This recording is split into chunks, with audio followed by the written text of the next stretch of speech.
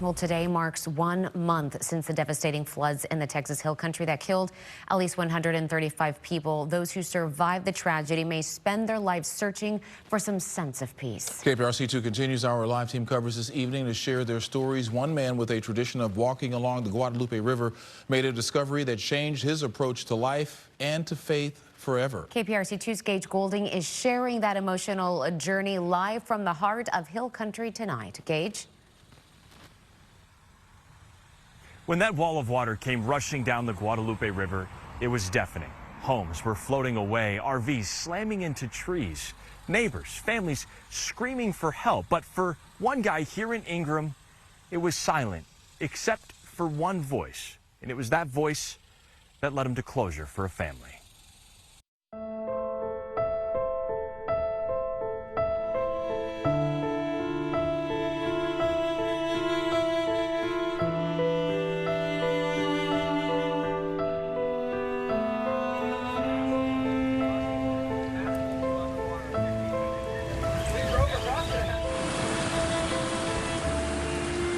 In the middle of all this heartbreak, even hope is hard to find. But hope is what Ashton Bolton thought he heard. It was the faintest scream, man. It's a scream so real, so vivid, it cuts through the sound of river and sticks breaking beneath his feet. You know when you're in like a very quiet room, it sounds like a vacuum? That's how it sounded. A sound so eerily real, something he's never heard along this river he grew up on. It's heart-crushing on our own hometown.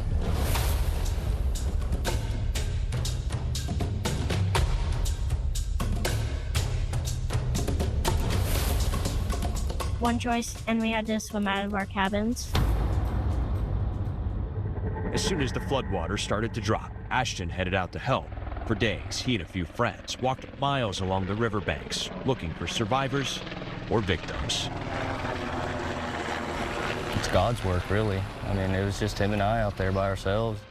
The day after the flood, while out searching not far from his house, Ashton realized he wasn't alone anymore.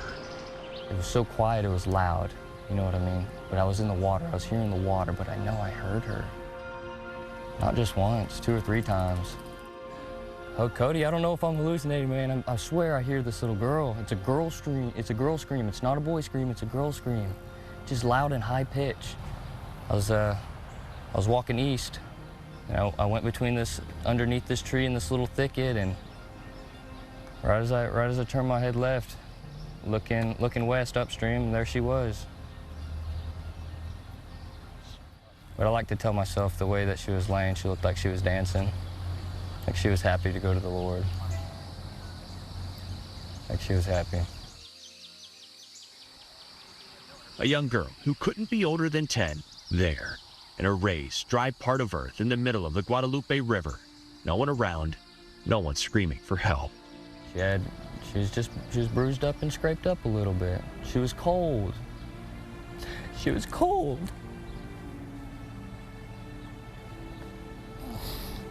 Her lips were swollen purple. Ashton had to do next that's haunting him, like the scream he swears he heard. After calling 911, deputies needing his help getting the girl across the still flooding river. And once the deputies came, he said, "We're gonna need a kayak."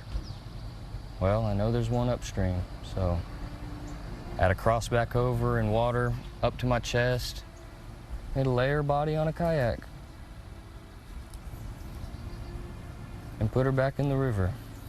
Just float her across. And then take her out of the kayak and put her in a body bag.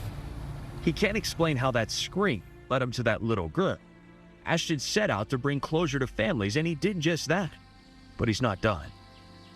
Let's keep going. Mystic is right there, and so... Scattered across the river are clothes, blankets, belongings. Allie W., I don't know her last name. I found her little blue backpack with her pink brush in it and her bug bite and her lotion. Ashton and his friends picking up anything with the name, anything a mother or father would want to hold to remember their child. So we just kept on moving. Any piece of clothing we saw, because they all had tags on them. And I don't know if they were machine washable, but they all had little cute little stickers on them, like little rainbows or something. Little girls.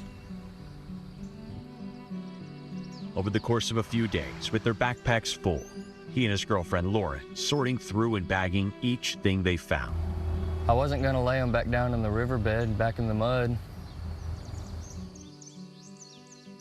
Lauren was picking up these cute little dresses, man. Cute little tiny dresses. It's something for each family to have something to hold on to. What I've taken away.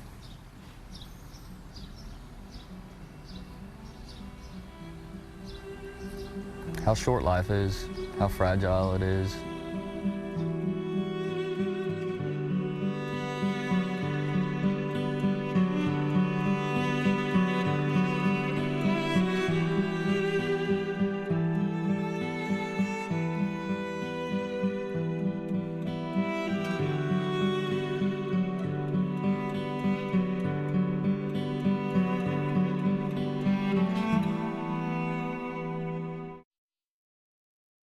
Just like Ashton, that have made an incredible difference here in the Texas Hill Country.